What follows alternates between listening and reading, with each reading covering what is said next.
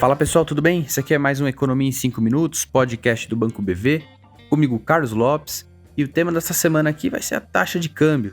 O dólar tem conseguido se sustentar aí abaixo de R$ 5, e isso surpreendendo aí bastante as estimativas do início do ano, que apontavam para uma taxa de câmbio mais depreciada. E por que a taxa de câmbio, tem ficado aí mais apreciada, e se isso de fato é uma tendência aí a se esperar que continue no restante do ano, ou se não a gente deve ver alguma mudança ao longo dessa segunda metade. Essa primeira metade do ano acho que tem surpreendido com um câmbio mais baixo por motivos externos e por motivos locais. Lá fora a gente vê que aquele medo de uma recessão mais profunda nas principais economias ficou para trás. Embora os indicadores de Europa e China ainda estejam decepcionando, as previsões já não são mais de recessões tão profundas, particularmente ali na Europa e nos Estados Unidos. Ainda que os indicadores na China também estejam mais fracos aí que o esperado recentemente, o governo tem sinalizado medidas de estímulo para poder reacelerar o crescimento econômico.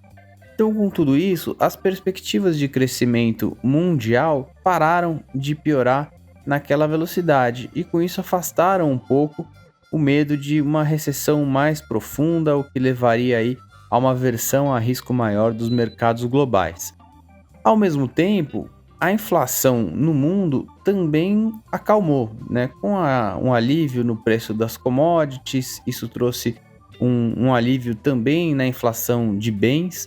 E ainda que a inflação de serviços no mundo continue alta, continue sendo uma fonte de preocupação para os bancos centrais, ela sozinha não tem sido suficiente para evitar o processo de desinflação, que agora parece mais claro, e os principais bancos centrais têm ganhado confiança nesse processo. Tanto o Fed quanto o Banco Central Europeu, o Banco Central Chinês, entendem aí que a inflação tem voltado de forma mais segura e, portanto, abrindo espaço para alguma mudança nos planos de política monetária.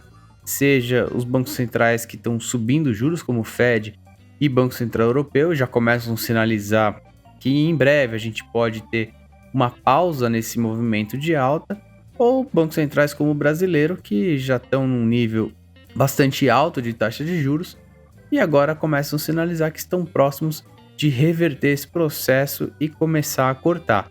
Então, esses fatores globais, uma situação global mais tranquila, tem ajudado o câmbio a ficar num patamar mais apreciado.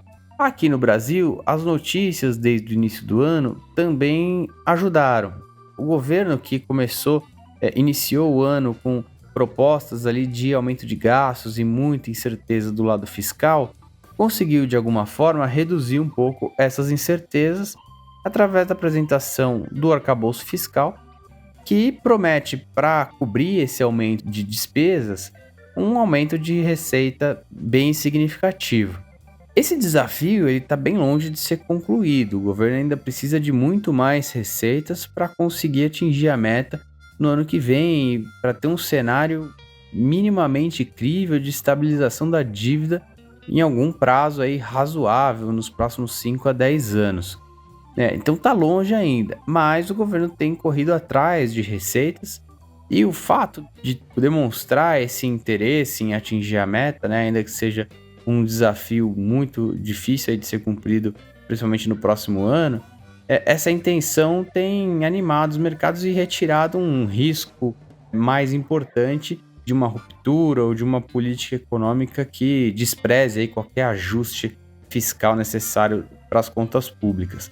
Então, essa postura um pouco mais favorável do governo, retirando algumas incertezas mais graves, junto com o Banco Central mantendo aí um juro bem alto, o que ajuda a dar rentabilidade para os investimentos que entram no país, tem ajudado a taxa de câmbio no curto prazo, ou nessa primeira metade do ano. Para a segunda metade, é um cenário complexo. A inflação no mundo ainda não cedeu, os bancos centrais ainda não deram o sinal de reversão do movimento, só apenas sinalizam a possibilidade de fazer uma pausa em breve, mas isso está longe de ser uma certeza, e a inflação surpreendeu muito aí nos últimos anos, pode continuar surpreendendo.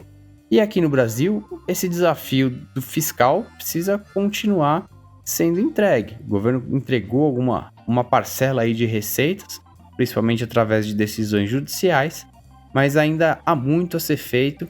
E se esse plano não for entregue, assim como as reformas, né, particularmente a reforma tributária, você pode ter uma decepção no mercado e, de novo, o câmbio voltando a atuar acima de 5. Tá certo, pessoal? Obrigado por mais esse episódio. Até semana que vem. Um abraço.